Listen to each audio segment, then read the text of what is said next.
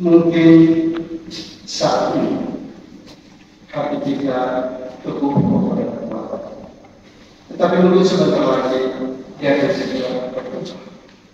Dia pun lemah dan tanpa Tuhan.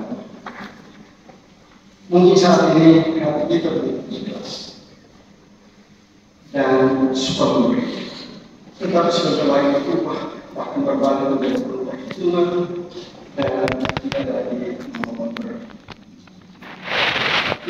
Sebagaimana pada negara yang kamu suka berubah dan hati yang bersuka, hati yang tetap cukup adalah hati yang dicerahkan oleh Sang. Para konfrater, saudara-saudara sekalian yang saya kasih, bacaan suci yang baru kita dengar berbicara tentang kewajiban yang memaknai hidup kita sebagai manusia yang berakal dan berkeinginan.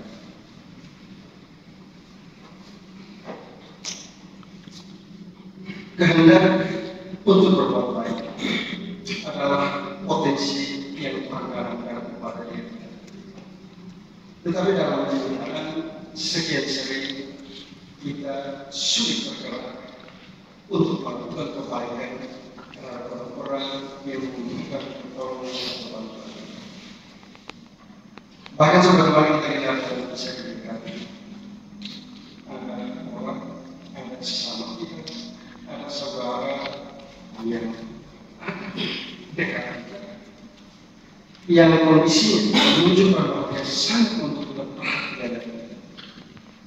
Tetapi dalam kenyataan kita tidak melakukan segala kebajikan, segala perintah Tuhan, nasihat yang diberikan kepada kita, bahkan sama sekali tidak melakukan. Hati kita berubah menjadi penuh perhitungan dan tidak melakukan, tidak memberikan kebaikan kepada sesama. Para konfrater, saudara-saudara kasih, kondisi kita manusia seperti ini adalah pengalaman yang masih bisa kita alami di hari-hari ini. Kalau kita membuka mata kita akan menemukan banyak kondisi yang berbeda. Ketika di rumah dan di tempat tertentu, kucing-kucing dan anjing-anjing mendapat asupan gizi yang cukup.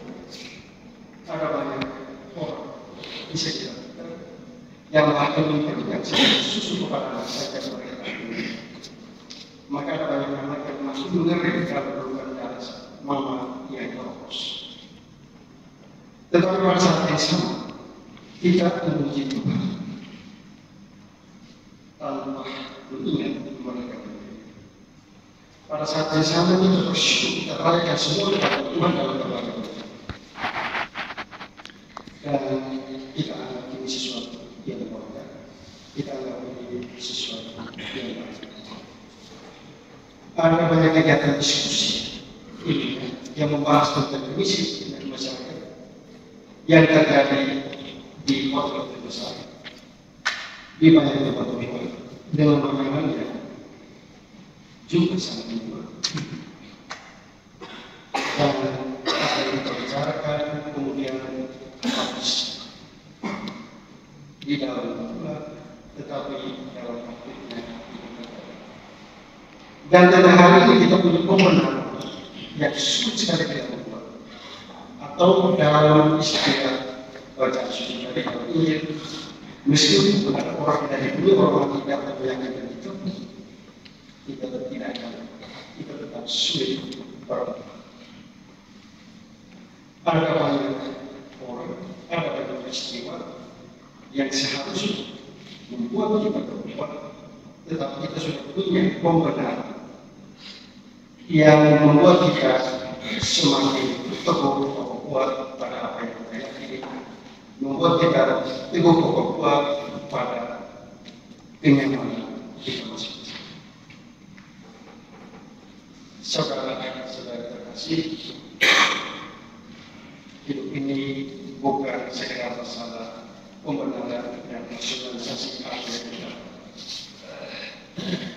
Pengalaman paling sederhana. Kita datang kepada umat dan menawarkan nilai-nilai yang mulia yang tetapi kenyataannya umat kita, masyarakat kita tidak membutuhkan nilai. Mereka masih membutuhkan, mereka masih ingin memenuhi kebutuhan yang paling dasar. Apa yang menjadi kebutuhan kita belum tentu menjadi kebutuhan masyarakat. Ada kasus, misalnya kita terjadi kasus yang terjadi di rumah sakit.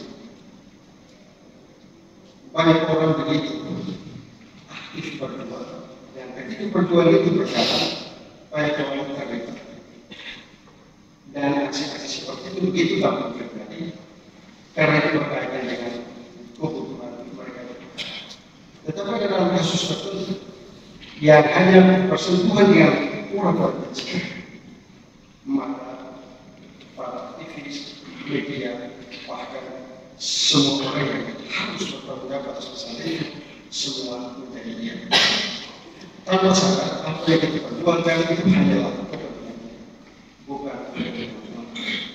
Apa yang kita perjuangkan adalah apa yang menyenangkan dan baik para perusahaan dan bangsa, dan bukan para orang seperti yang seharusnya. Kita semua dibagi agar kita sebagai misionaris dan calon misionaris yang bersama alam. Kita dipanggil untuk berdialog secara ofensif. Tetapi itu menjadi pertanyaan, apakah kita cukup sendiri masyarakat kita dan kebutuhan-kebutuhan? Beberapa kali saya mengkritisi para aktivis, dan saya katakan, jangan-jangan persoalan mereka orang miskin menjadi panggung untuk kita mendapatkan pengalaman pemerintah tertentu.